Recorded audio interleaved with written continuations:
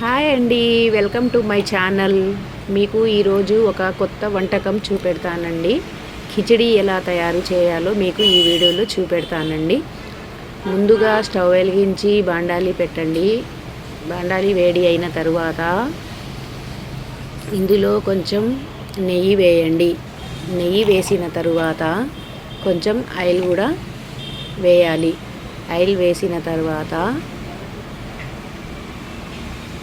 ఇలా నూనె వేడి అయిన తరువాత దాల్చిన చెక్క, యాలకులు, లవంగాలు వేయండి. వేసిన తరువాత 2 పెద్ద సైజు ఆనియన్ కట్ చేసి సన్నగా ముక్కలు చేసి ఈ వేడి నూనెలో వేయండి. 4 పచ్చిమిరపకాయలు కూడా వేసేయండి. వేసి మంచిగా కలపండి.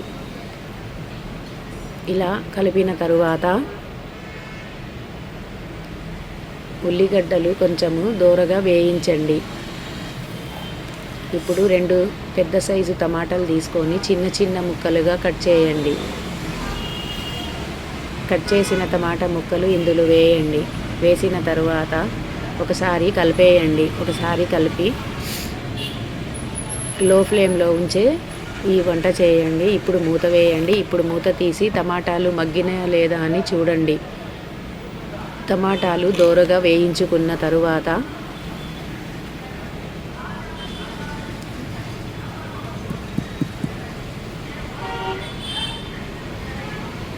ఇప్పుడు 2 టేబుల్ స్పూన్ల అల్లం పేస్ట్ కూడా వేయండి. అల్లం పేస్ట్ వేసిన తరువాత మంచిగా కలపండి.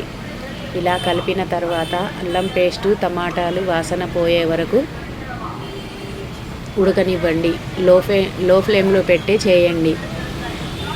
ఇలా అల్లం పేస్టు టమాటాలు మంచిగా మగ్గిన తరువాత కొంచెం కొత్తిమీర, పుదీనా కూడా ఇందులో యాడ్ చేయండి.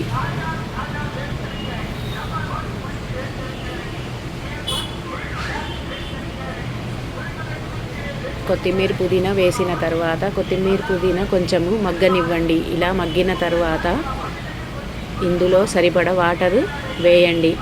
కేజీ బియ్యానికి సరిపడ వాటర్ వేయండి. అన్నం పలుకులుగా కావాలంటే నీళ్లు కొంచెం తక్కువగా వేసుకోండి. ఇలా వెసరు వేసిన తరువాత రుచికి సరిపడ ఉప్పు, కొంచెం పసుపు వేయండి. కిచిడి అంటే పసుపుతోనే అందంగా ఉంటుందండి. కిచిడి అనేది చాలామంది దీంట్లో పసుపు వేయరు, కానీ పసుపు వేస్తేనే ఈ కిచిడి చాలా అందంగా ఉంటుందండి. టేస్ట్ కూడా ఉంటుంది. ఇలా వేసిన తర్వాత మూత పెట్టేయండి. మూత పెట్టి ఇప్పుడు ఎసరు వచ్చిన తర్వాత ముందుగా సిద్ధం చేసుకున్న బియ్యం, కేజీ బియ్యానికి 2 చిన్న గ్లాసు ఎర్రపప్పు వేసి కడిగి పక్కన పెట్టండి. ఇప్పుడు ఈ బియ్యం ఈ ఎసరులో వేసేయండి. ఇలా బియ్యం మొత్తం వేసిన తర్వాత ఒకసారి కలపండి.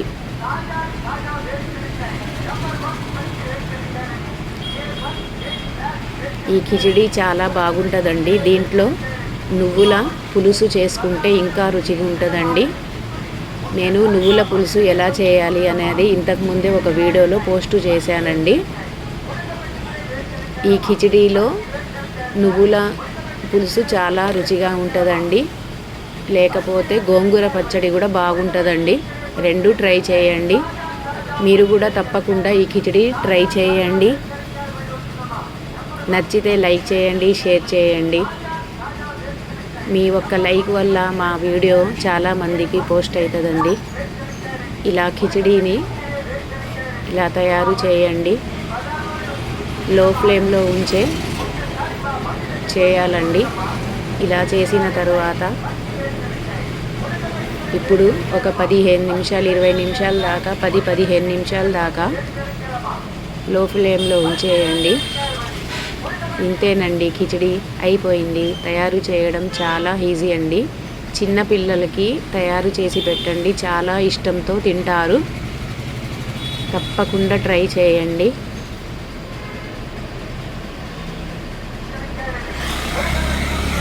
ఇది వేడివేడిగా ఉన్నప్పుడు ఇంకా రుచిగా ఉంటుందండి.